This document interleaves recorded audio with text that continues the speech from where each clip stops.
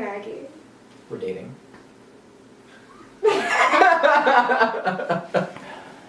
This is A Star is Born, Part 3.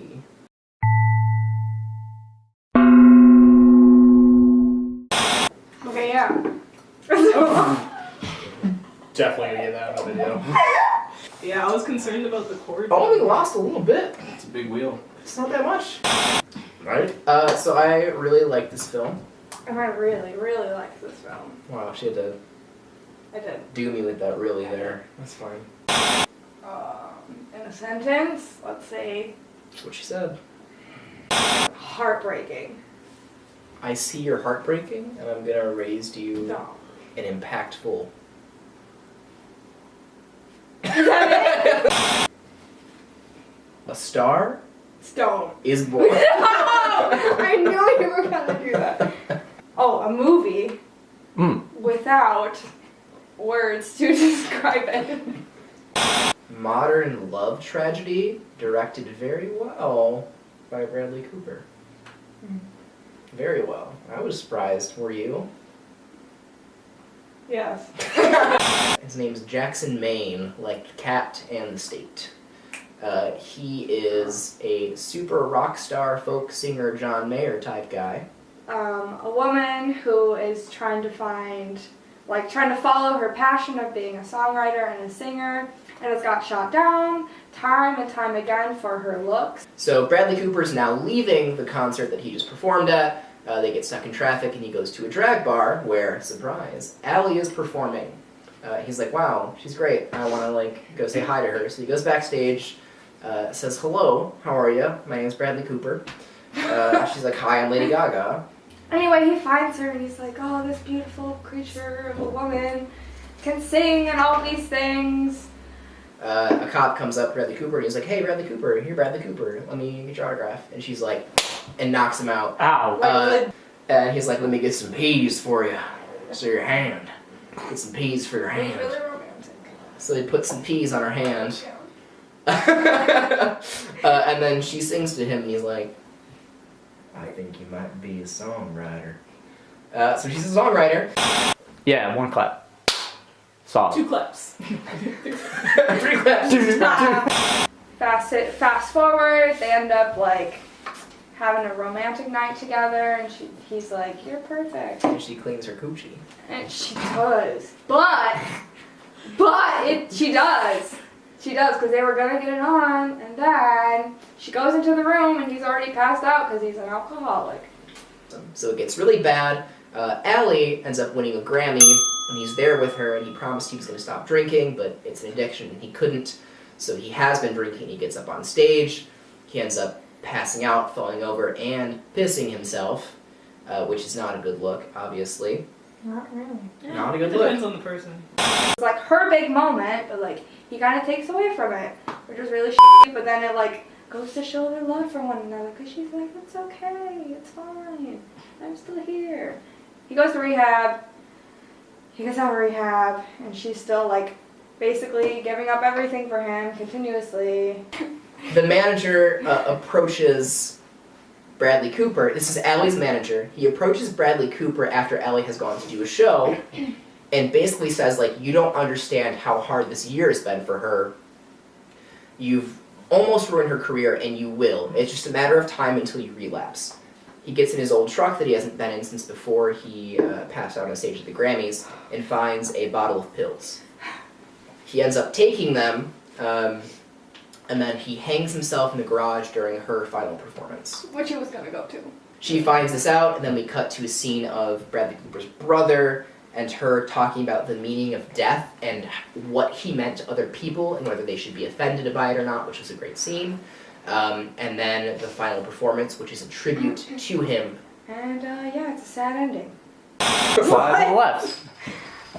Slide to the right. Reverse! Reverse! Crisscross.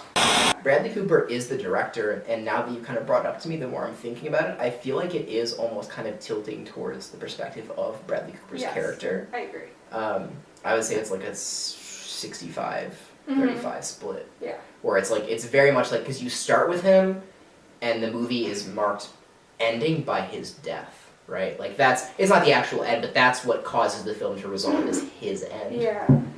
So even though it's a story about a star being born, it's from the perspective of like watching that from her lover. It's weird because it should be like a 50-50.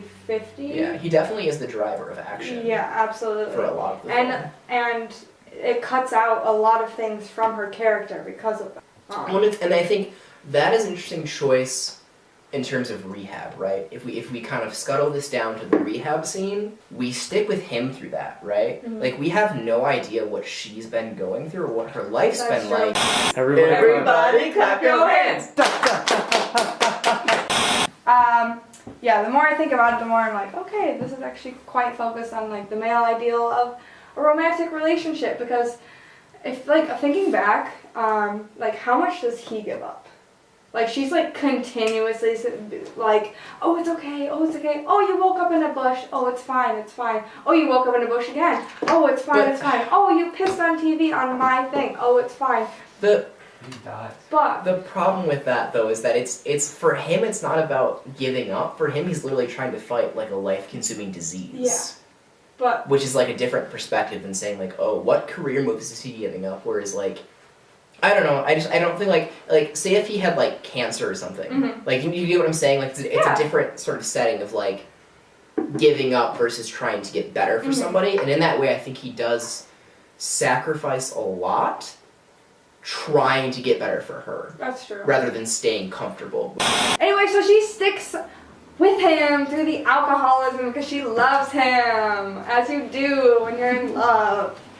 It also really shows what it's like to be with someone who is an alcoholic or with someone who does have depression, because maybe at times it does feel like you are continuously like giving up these things, but like you were saying, from like his perspective, he's like struggling every single day, so Yeah. he's like trying every single day.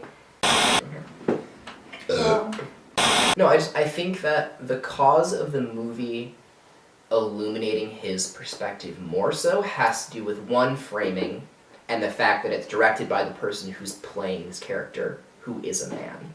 Yeah. I think all those things together definitely push the scales in the direction of focusing on that identity and how it relates to the story. Even though like that is all true, it definitely takes away from like her character, because like it showed when she does start to become like very famous and she's like winning awards and things like this, she starts to really change, and it was like what she was pushing against in the beginning. Like her manager was like, dye your hair, you need dancers, you need all these things, and she's like, I don't want any of that. Yeah. But then she ends up doing all that and she doesn't even like look like herself. And like you think that eventually she's gonna be like, oh, I actually want to be the real me again, but that just never happens. Yeah, that was definitely my biggest problem with the film. Is like you're saying, they kind of promote this whole storyline of her turning from what you would call like a material conscious artist who's like very about these things and trying to create this like persona and go back and forth, right? And then she turns into more of like a surface level pop star, which is something Yeah. that she fought against the whole time. And so that's okay if you're gonna do one of two things with it, which is like either you're gonna use it to like talk about feminism, where it's like she can do whatever she wants. She can talk about her body, she can be who she is and like own that, or you're gonna use it as a plot device about stardom furthering these two people, like separating their relationship. But the film doesn't do anything with it. It just sets it up and then nothing happens. And it's this big, like, what if? And the other thing about it is that if you cut out that plot line that goes nowhere, that's, what, 30 minutes, 40 minutes Yeah. of runtime. All movies are like weird open-mouthed kisses. Oh, yeah. Looking at it like with eyes open. Like, I think it does a really good job with portraying their relationship and like showing her struggles with him and his struggles in general. But then when it comes to her personally, I'm like, I was like all for it too. I was all for like, oh, this is relatable, you know, because you're going through changes and you want to please other people, but you also want to be yourself. And then it's also, then it was just like, where did it go? Then I just thought about it. So you know the Shallows, the song, the main song. What's interesting is that she writes that song, but it starts with his verse. Yeah. I was like, Well, think about that in the perspective of the movie, too, where it's like it's trying to be about both of them, but it starts from his perspective. Yeah. I'll be Bradley Cooper. Pretend my face is like much more burnt than it is. Well, I hate to break it to you, but you might be a songwriter.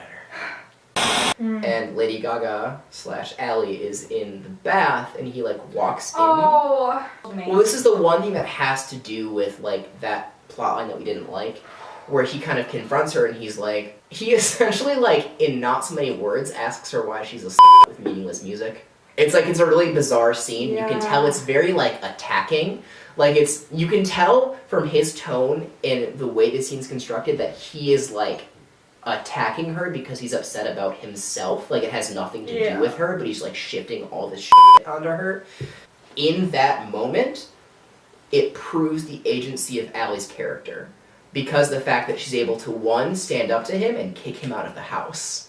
She's like, F you, get the F out of here, that's not okay, goodbye. Because up until that point, she's like taking care of him and trying to help him, but there's a certain point with people that they cross where like you can't do anything and they're just being dicks. Assholes. Yeah. I bet Lady Gaga has some real good burps. Some dude was like, oh, I want your signature, oh, look at you, and blah, blah, blah. She's like, he's a real person, okay? So she ended up like punching the police guy, and it was great. Anyway, it was, for me that was really powerful, because I'm like, yes, bitch. My favorite part of this, though, is like, when they end up sitting in the parking lot together, and he's like, wrapping up the peas on her hand, and it's like really pathetic looking, but it like means a lot. And obviously he's like a very closed off guy because he's famous and all this stuff. She's like trying to like get into that shell of his, and then she does, and then she starts singing. I love how she sung that. It means a lot. It means a lot to her. 9 frozen pea bags out of 10 frozen pea bags. It's going to be 9 Arizona flags out of 10. Arizona. Is going to be Whoa! clink it and stink it. I don't know how to get Clink it. I don't know about that. So my name's John. If you want to see more of my opinions, just click here. If you just want to see more of me in general, click here. Grozny Productions, please like, subscribe, leave a comment, say what's up. If you don't, we're gonna come to your fucking house and film a review on your goddamn lawn. Bye. With your permission.